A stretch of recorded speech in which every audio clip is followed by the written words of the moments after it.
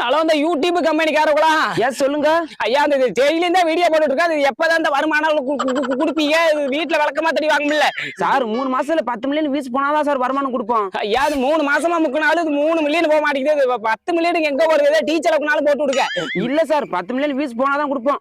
ஐயா சாமி, கோச்சுக்காதீங்க. இது இஎம்ஐ வேற கட்டணும். கை மாத்தா ஒரு 20,000 ரூபாய் மாத்தி விட்டீங்கன்னா கொண்டாடி பிள்ளையோட நல்லா இருப்பீங்க சாமி. அப்படியெல்லாம் கொடுக்க மாட்டான் சார். நீங்க வேணா பேஸ்புக் ஓனர் வேணா கேட்டு பாருங்க. யாவர்ட்ட ஆல்ரெடி கேட்டுட்டேன். மகளுக்கு ஏதோ திரட்டி வச்சிருந்தாரா, அது கையில இருந்த காசு போனா செலவாயிருக்குது. நீங்க மனசு வச்சா பண்ணலாம் சாமி. பண்ணுங்க.